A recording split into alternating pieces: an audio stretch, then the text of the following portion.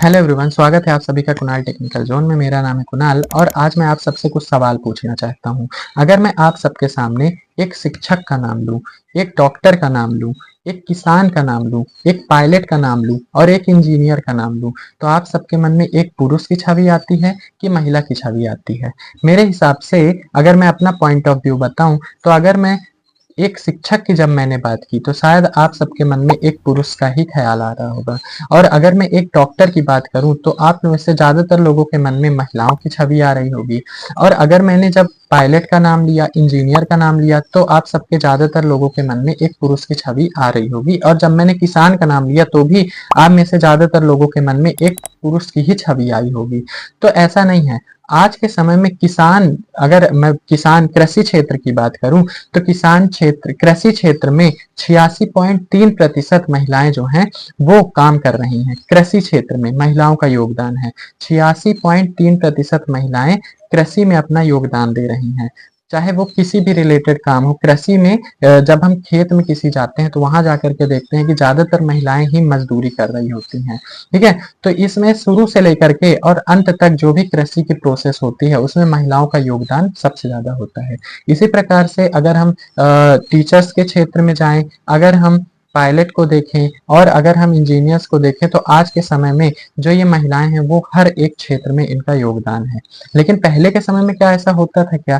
पहले के समय में अगर हम 200 वर्ष पूर्व की बात करें तो 200 वर्ष पूर्व महिलाओं को पढ़ने के लिए इजाजत नहीं होती थी। महिलाएं अगर पढ़ लिख जाती थी तो ऐसा माना जाता था कि महिलाएं अगर पढ़ लिख गई हैं, शिक्षित हो गई हैं, तो वो अपने परिवार के लिए, अपने पति के लिए अशुभ हो जाती थी।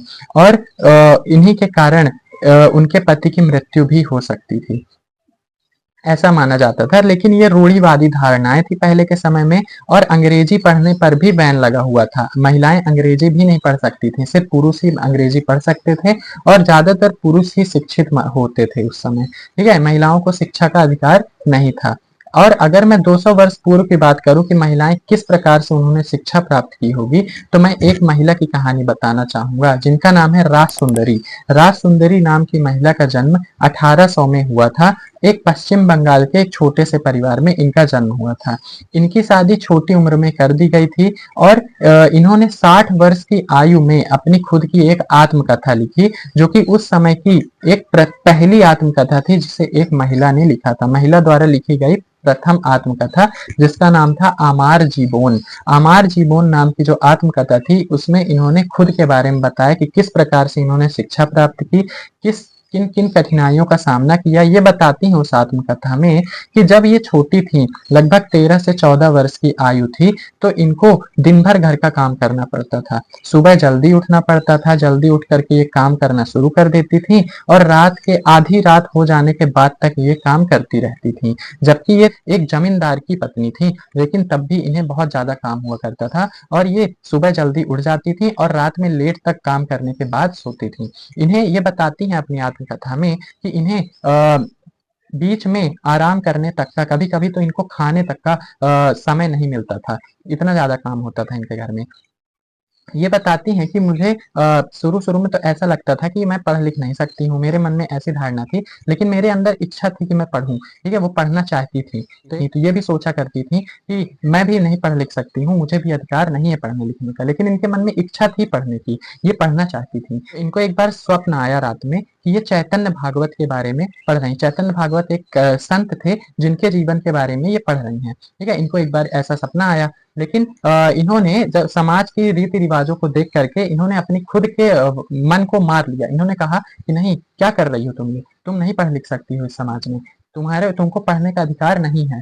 फिर इनको अंदर से जागरूकता पैदा हुई कि नहीं, मुझे पढ़ना है, मुझे ये रूढ़िवादी धारणाओं को तोड़ना है, इनको गलत साबित करना है। एक बार क्या हुआ कि ये किचन में रोटी पका रही थी, तभी उनके पति वहां से गुजरते हैं और इनके अपने बड़े बेटे जिनका नाम था बिपिन, तो बिपिन से कहते हैं, बिपिन मैं अंदर जा रहा हूँ, ये जो किताब है चैतन्य भागवत की, मैं यहीं पास रख कर जा रहा हूँ और जब मैं मंगाऊं तो तुम इसे अंदर भिजवा देना। ठीक है, ये भी देख रही थी वहीं पास। जब ये रोटी बना रही थी तो वहीं पास देख रही थी बैठ करके। तो जैसे ही उनके पति अंदर गए तो ये दौड़ कर गई और उस बुक से एक पन्ना फाड़ करके छुपा लिया। ठीक है, इसे छुपाना बहुत जरूरी था, क्योंकि अगर इस पन्ने को उनके हाथ में अगर कोई देख लेता तो इनको बहुत बड़ी मुसीबत में ये फंस जाती। इसलिए उन्होंने उस पन्ने को छुपा लिया। और उसी समय जो इनका बेटा था बिपिन, वो भी ताड़ के पत्ते पर लिखना पढ़ना सीख रहा था।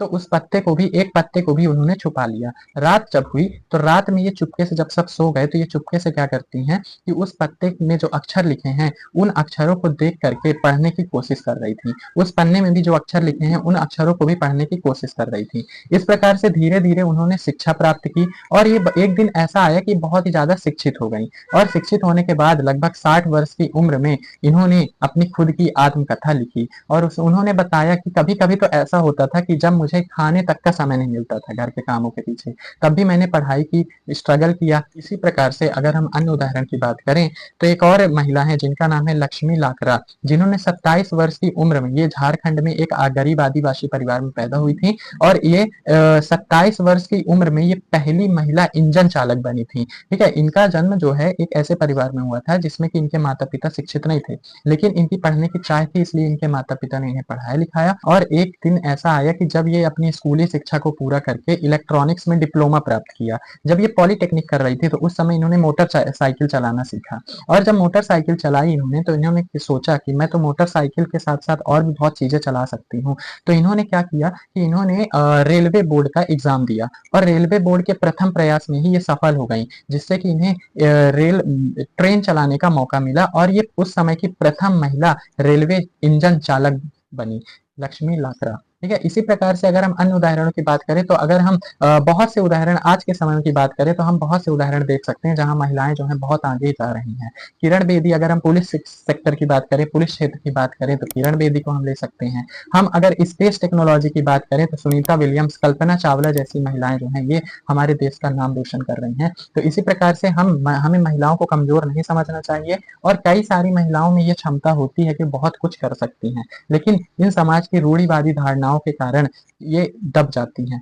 कई सारे सपने जो होते हैं वो इनके मार दिए जाते हैं। तो हमें क्या करना है, हमें इन महिलाओं को आगे बढ़ाना है और हमें इनकी शिक्षा और इनके स्तर को आगे बढ़ाना है, इन्हें जागरूक करना है। तो इसी संदेश के साथ मैं इस वीडियो का अंत करना चाहूंगा। अगर आपको वीडियो पसंद आया हो तो कृपया इस वीडियो को लाइक करिए और चैनल को सब्सक्राइब करिए। मिलते हैं नेक्स्ट वीडियो में, तब तक के लिए थैंक यू।